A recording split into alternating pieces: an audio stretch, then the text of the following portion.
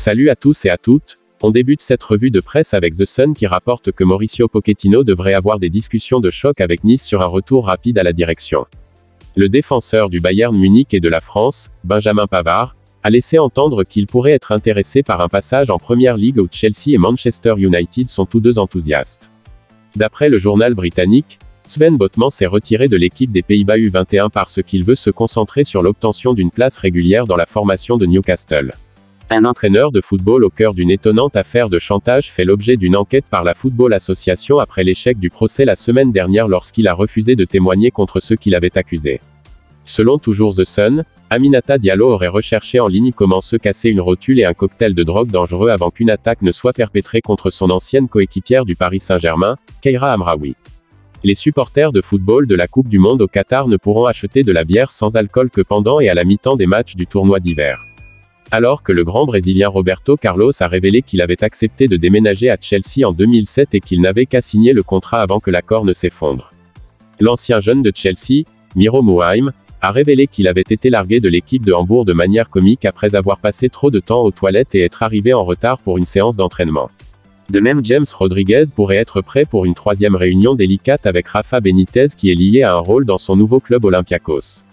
Daily Telegraph explique que Chelsea a limogé son directeur commercial, Damian Willoughby, pour une série de messages inappropriés envoyés à l'agent financier du football, Catalina Kim, qui met en danger un projet d'investissement de plusieurs millions d'euros. De même, le club rouvrira les discussions avec les candidats au poste de directeur sportif des Bleus cette semaine avec Tim Steidten du Bayer Leverkusen et Victor Orta de Leeds United qui auraient été discutés. Le nombre de sites en Angleterre en compétition pour accueillir des matchs à l'Euro 2028 a été réduit à 10, Arsenal, Leeds United, et Leicester City étant déjà exclus. À en croire The Times, un haut responsable sportif a parlé d'une culture endémique de pots de vin et de corruption dans le mouvement olympique, affirmant qu'il était impliqué dans le versement de pots de vin aux membres du CIO pour garantir la place du taekwondo aux Jeux. Les clubs de Première Ligue sont mêlés à des différends sur le montant que chaque équipe devrait contribuer à l'argent supplémentaire destiné à l'EFL, les 6 grands voulant qu'il soit divisé également, mais les petits clubs voulant qu'ils paient plus en raison de leurs revenus supplémentaires provenant de la compétition européenne. Et que 50 joueurs de 54 golf ont écrit au président du classement mondial officiel de golf pour demander des points rétrospectifs et avertir d'un conflit d'intérêts entre les gouverneurs. L'ancien attaquant de West Ham, Andriy Yarmolenko, a appelé toutes les instances dirigeantes du sport à suivre l'exemple du football et à interdire à la Russie de concourir au niveau international, évoque The Guardian, tout en précisant que les travailleurs migrants au Qatar continuent de souffrir en vivant dans de mauvaises conditions à peine 2 mois avant le coup d'envoi de la Coupe du Monde. Christian Pulisic a révélé qu'il avait été déçu par l'ancien patron de Chelsea, Thomas Tuchel, après avoir été mis au banc lors des dernières étapes de leur campagne victorieuse en Ligue des Champions en 2020 à 2021, rapporte Evening Standard. Daily Express fait savoir que Mauricio Pochettino souhaite que le capitaine de Tottenham et de la France, Hugo Lloris, soit sa première signature s'il est confirmé comme nouveau manager de Nice. Bruno Fernandes a révélé qu'il était vraiment en colère lorsqu'un transfert potentiel à Tottenham a échoué des mois avant la fin de son éventuel transfert à Manchester United. D'après Daily Mirror, le défenseur de Tottenham et de l'Angleterre, Eric Dier, est tellement préoccupé par le comportement des supporters dans le football anglais qu'il a interdit à sa mère d'assister au match à l'extérieur. Par contre, Lisandro Martinez et Christian Romero sont restés bloqués au Royaume-Uni en raison de retard dans leur visa d'entrée aux États-Unis causé par la fermeture de l'ambassade des États-Unis pendant le deuil de la reine Elisabeth II. Daily Mail rapporte que Roman Abramovich aurait pu acheter Arsenal au lieu de Chelsea, mais on lui a dit que le club n'était pas à vendre par des banquiers suisses, a-t-on appris.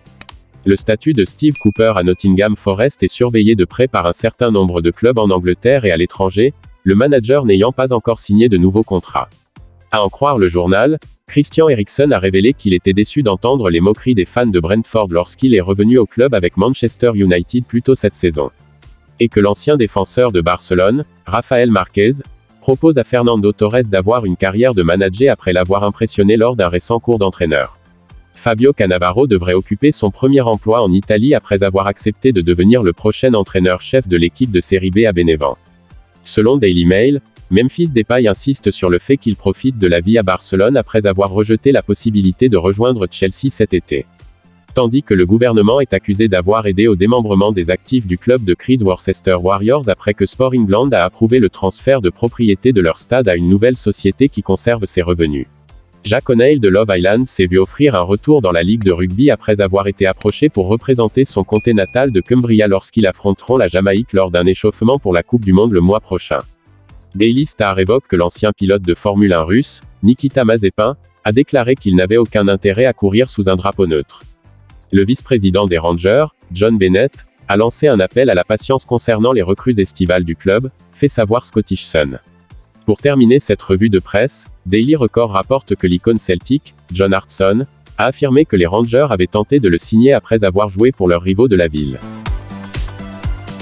C'est déjà la fin de cette revue de presse. Si elle vous a plu, n'hésitez pas de laisser un j'aime, de vous abonner, et d'activer la cloche de notification si ce n'est pas encore fait. Vous pouvez aussi regarder ces vidéos proposées pour vous. À la prochaine pour d'autres vidéos. D'ici là, portez-vous bien.